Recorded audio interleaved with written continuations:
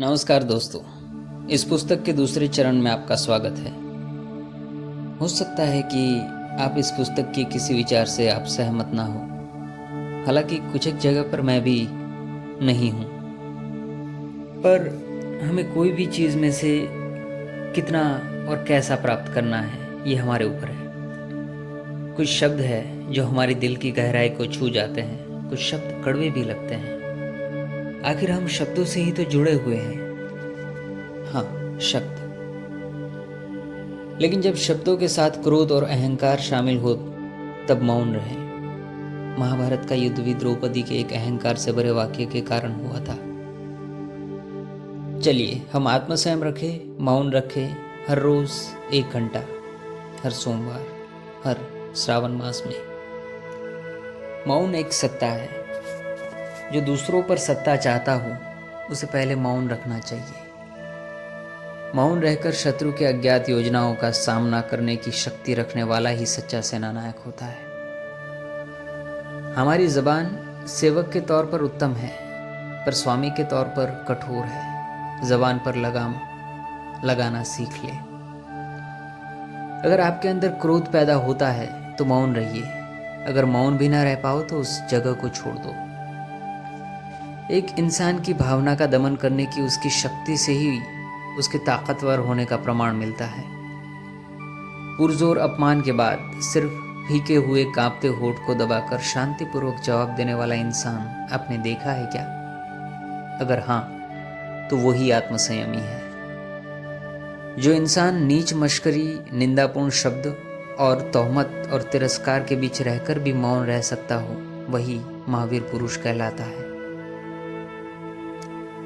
क्रोध करने का कारण मिला हो, फिर भी इंसान मौन करे, शांति से भरे स्मित से उसे दबा दे, वही बलवान है।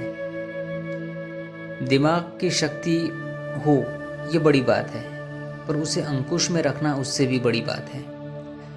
आत्मसंयम के न होने से धैर्य, आत्मश्रद्धा, चारित्र्य और शक्ति की कमी भी रहती है। अपना रास्ता सिर्फ शब्दों और वाक्यों से खराब क्यों कर रहे हैं? बिच्छू के काटने से ज्यादा कुवचन की पीड़ा होती है। सद्गुण मुंह बंद रखकर भी प्रकट किए जा सकते हैं, जबकि दुर्गुण बोलकर। कभी भी ऐसा ना सोचे कि लोग एक दूसरे को पूर्ण तरीके से समझते हैं। कम बोले, पर अर्थपूर्ण बोलिए। ज्यादातर बातचीत और चर्चा में एक सूत्रता नहीं होती और हम फिजूल ही दुखी होते हैं। वो इंसान सुखी है जिसके सुख का स्रोत उसके अंतर्मन में है, जिसके सुख का आधार अपने साथियों की तरंग पर या अफसरों की दया पर नहीं रहता। सुखी बनिए संतुष्टि से। असंख्य लोगों की जय जयकार में नहीं, लोगों की हर्ष ध्वनियां और तालियों की गूंज में नहीं, किंतु अपने अंतर्मन में ही सुख है। जो अप्राप्य है उसकी इच्छा छोड़कर आनंदित रहना चाहिए। शांति और आनंद सोने चांदी के सिक्के से भी कीमती है। अपने आप ही स्वीकार की गई गरीबी में या कम से कम मिलने पर भी संतोष रखने पर जो सुख मिलता है, वो वैभव में बिल्कुल नहीं मिलता। शांत मन ही सुख है, अशांत मन ही दुख है। खुश रहने का एकमात्र उपाय यह है कि हमें उन सब चीज़ों के बारे में चिंता करनी छोड़ देनी चाहिए जो हमारी शक्ति से परे हो या अपने बस में न हो। एक इंसान को अगर अपने अंतर्मन से ही सुख नहीं मिलता तो फिर बाहर कहीं से भी सुख नहीं मिलेगा। दुनिया में सिर्फ सद्गुण ही सुख है। द्रव्य को बढ़ाने में नहीं, परंतु कामनाओं को कम करने में संतोष छिपा हुआ है।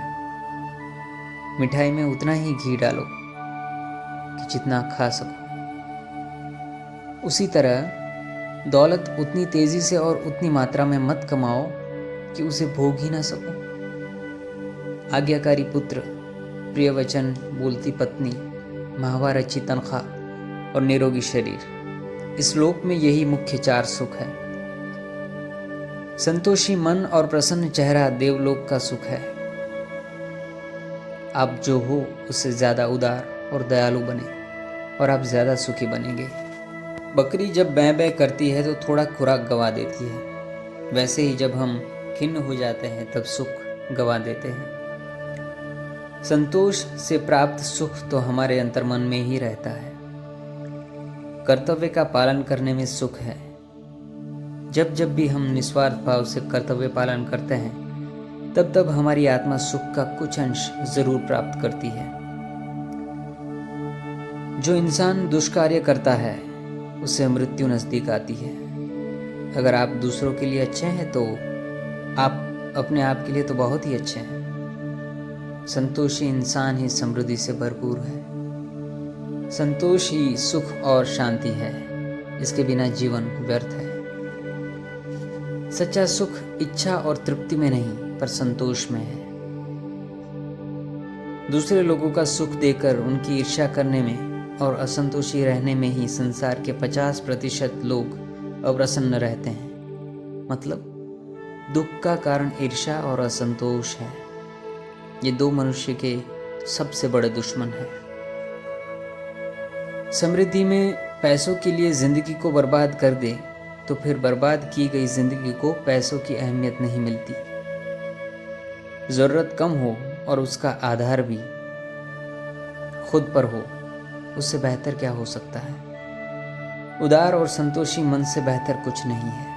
और संतोषी मन की एक ही प्रार्थना है, हे परमेश्वर मुझे निर्दोष रखना, दूसरों को भले ही महान बना दे।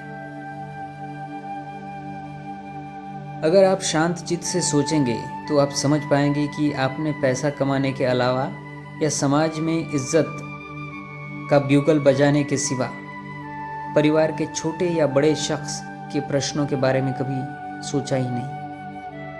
आप अपने बीवी बच्चों के लिए कुछ खरीदे या ना खरीदे, पर उन्हें अपने जीवन में ज़रूर जगह दें। अगर आप उन्हें अपनी ज़िंदगी का अहम हिस्सा बना ले तो उनके मन में संतोष की भावना बहुत सुखकारी होगी। इंसान अपने स्वभाव से ही अमीर या गरीब होता है, ना कि अपनी बाह्य संपत्ति से। लोभी अगर करोड़पति भी हो जाए तो वो गरीब ही है। अच्छे अच्छों की विवेक बुद्धि को रंक यानी गरीब कहा जा सकता है। आप कितने भी श्रीमंत, समर्थ या सत्ताधीश हो, पर अगर आप में प्रेम, दया और चित्त स्वास्थ्य नहीं होगा तो आप कभी सुख नहीं प्राप्त कर सकेंगे। ये सब संतोषी स्वभाव से ही मिलता है। प्रसन्नता एक ऐसा वरदान है जो हमें मौन, शुभ विचारों और उपकार के छोटे छोटे कार्य और निस्वार्थ सेवा से ही मिलता है। जिसकी कामनाएं शांत हो जाती है वो जिस पद पर पहुंचना चाहता है स्वाभाविक पहुंच ही जाता है। अमेरिकी लेखक स्वेट मार्डन कहते हैं कि हर एक इंसान चाहे तो अभी जो इंसान बहुत सुखी हो उससे भी ज्यादा सुखी हो सकता है। हमें सुखी होना है, यही हमारे जीवन का मूल ध्येय है। हमें बहुत सारी सद्वस्तुएं प्राप्त करनी चाहिए। मनुष्य अपने संतोष से ही सुखी या दुखी है, अपने बाह्य संपत्ति से नहीं। थैंकर कहते हैं कि मैं जब छोटा बच्चा था तब मुझे एक बलून यानी गुब्बारा चाहिए था। मुझे उसका रंग पसंद था, पर मेरे पास रुपया ना था। जब मैं बड़ा हुआ तब मेरे पास रुपया था, पर मुझे उस रंग का आकर्षण न था। वैसे जब हम सुख भुगतने के लिए समृद्ध बनते हैं तब सुख भुगतने की शक्ति का नाश हो जाता है, उसे खो देते हैं। कवि ने नदी के किनारे से पूछा, सुख कहाँ है? उसने कहा, सामने के तट पर। और सामने वाले तट ने भी यही कहा। हम भी उसी में सुख मानते हैं जो हमारे पास नहीं है। ईरान की कहानी है। एक महाराज बहुत बेचैन था। उसने अपने ज्योतिषी की सलाह ली। ज्योतिषी ने कहा, अगर आप कोई पूर्ण सुखी इंसान का कपड़ा पहनेंगे तो आपको सुख प्राप्त होगा। समस्त राजवंशी और श्रीमंत लोगों के वहां मालूमात की गई, लेकिन सफलता ना मिली। आखिर एक आत्मनिष्ठ, मस्तराम और गरीब मजदूर पूर्ण सुखी मालूम हुआ। लेकिन अफसोस, महाराज की दुख की वृत्ति का इलाज इतना ही दूर रहा। उसके मन में या शरीर में किसी भी प्रकार का दुख और अशांति नहीं था, पर उसके पास पहनने के लिए कपड़ा भी नहीं था। जो इंसान खुद को सुखी नहीं समझता वो कभी सुखी नहीं बन पाता। प्रिय भाषा बोलने की कोई कीमत नहीं लगती, परंतु उसका फल सुख के स्वरूप में आता है, इंसान को आनंद देता है। हंसते हुए अपना कार्य करना, उदासीनता किसी को भी पसंद नहीं आती। जब भी आपके परिवार में कोई इंसान मर जाता है तब आपके दोस्त आते हैं, लेकिन आपको सांत्वना देकर चले जाते हैं। दुखी वातावरण में रहना कोई पसंद नहीं करता। छोटी छोटी फरियादें, छोटी छोटी तकरार, छोटे छोटे आरोप, टीका टिप्पणी, क्रोध, अधैर्य, निंदा, अविनय, खड़ूस स्वभाव, ये सब घर में अशांति और दुख उत्पन्न करता है। ऐसे मौके पर मौन रहे या जगह छोड़ दे। जितने हैं उससे अधिक दयावान और उदार बने। प्रसन्न रहो और दूसरों को भी रखो। किसी को बदलने का प्रयत्न छोड़ दो, खुद को थोड़ा बदलो। सिर्फ सुख की बातें करो, सबको प्रसन्न रखो। पूरी दुनिया दुख से भरपूर है। किसी को ना पसंद हो ऐसी बातें करके दुख में इजाफा मत कीजिए। जब सिकंदर युद्ध करने जा रहा था तब नदी के तट पर एक निजानंद से मस्त इंसान सो रहा था। सिकंदर को उसकी हालत देखकर दया आई। उसने पूछा, तुम्हें कुछ चाहिए? उस मस्त इंसान ने प्रति प्रश्न किया, महाराजा, आप ये सेना लेकर कहाँ जा रहे हैं? सिकंदर ने कहा, ईरान जीतने। फिर इराक जीतूंगा, फिर अफगानिस्तान जीतूंगा, फिर हिंदुस्तान जीतूंगा, फिर विश्व विजेता बनकर शांति से जीऊंगा। मस्तराम ने कहा, इतनी सारी लड़ाई के बाद आप जिंदा रहेंगे उसका क्या प्रमाण है? और अगर जिंदा भी रहे तो शांति से जीने के लिए ये सब करने की क्या जरूरत है? आप यहीं आ जाइए मेरे पास, जरा आंख कान खोल के देखें और सुने, यहाँ सब कुछ है। सिकंदर को ये तत्व ज्ञान छू गया। उसने फिर पूछा, आपको कुछ चाहिए?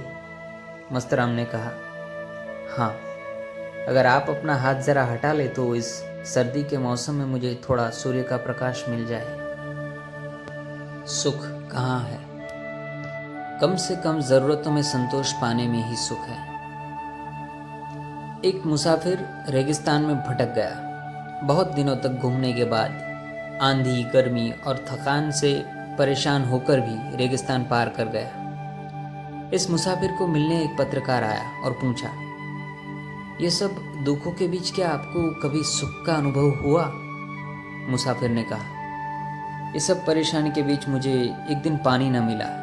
प्यास के कारण मैं बोल भी नहीं पा रहा था। तब एक झोपड़े में रहने वाले इंसान ने मुझे एक गिलास ठंडे पानी का दिया। तब मैंने ऐसे आनंद का अनुभव किया जो जिंदगी में कभी ना मिला था। सुख चीजों में नहीं, अनुभूति में है।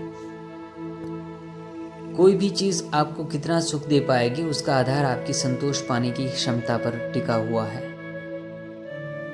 सुख की क्षितिज जैसे जैसे बढ़ाते जाओगे वैसे वैसे दुख की क्षितिज भी बढ़ती जाएगी। सुख और दुख एक दूसरे के साथ जुड़ा हुआ है। जिस इंसान या चीज की मौजूदगी आपको जितना सुख पहुंचाती है उतना ही दुख उसकी गैर मौजूदगी पर होता है। सुख दुख सापेक्ष है। उसकी लक्ष्मण रेखा आगे पीछे हो सकती है, परंतु इसका कुल परिणाम यानी टोटल नहीं बदलता। कई बार थोड़ा धैर्य रखने से ही परेशानी दूर हो जाती है, उन्नति का मार्ग खुल जाता है और थोड़े से प्यार से ही हमारा घर सुखी बन जाता है। थोड़ी सी उदारता से वैरान या उज्जड़ जिंदगी आनंददेह बन सकती है। व्यावहारिक सूत्र। दोस्तों, यहाँ आपके और आपके जैसे दोस्तों के अनुभव सूत्र दिए गए हैं। ये सूत्र के पीछे एक प्रसंग, एक सोच छिपी हुई है। इस दौड़ भाग वाले जमाने में किसी के पास वक्त नहीं है, तब बोलने और लिखने में संक्षिप्त रखना बड़ा आवश्यक है। आप इस सूत्र के अनुभव, प्रसंग और विचार पर गौर करेंगे तो इसे अच्छी तरह समझ पाएंगे।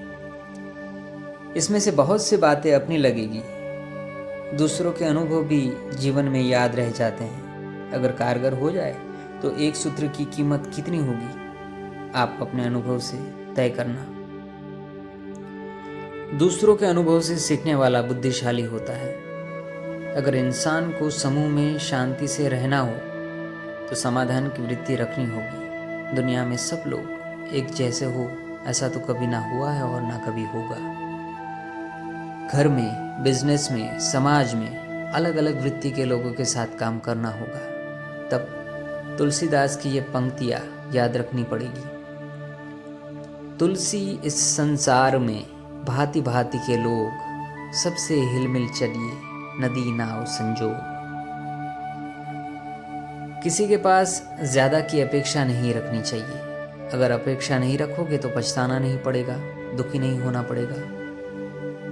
कोई भी इंसान को सुधारने का प्रयत्न छोड़ दे, उसे समझने का प्रयत्न करे।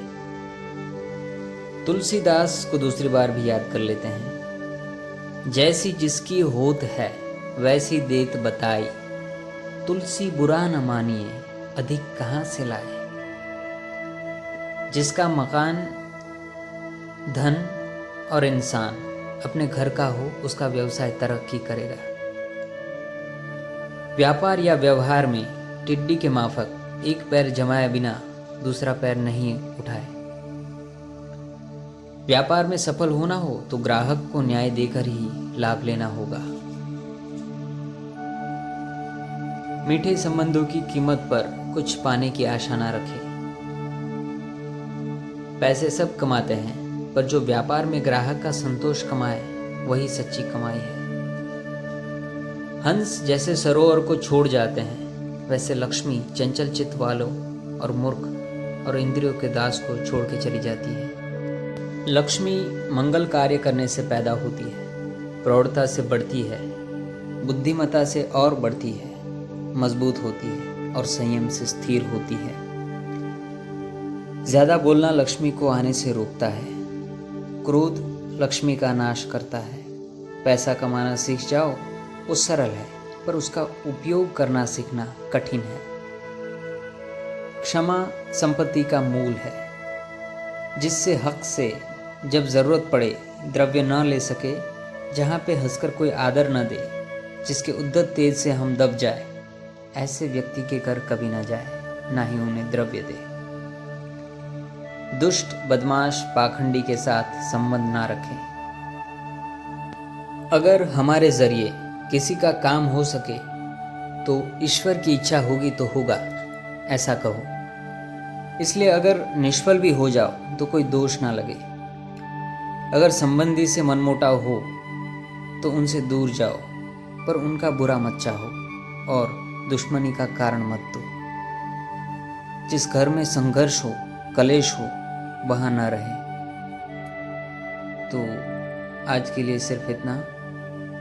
बाकी का अगले पड़ाव में, तीसरे पड़ाव में बात करेंगे।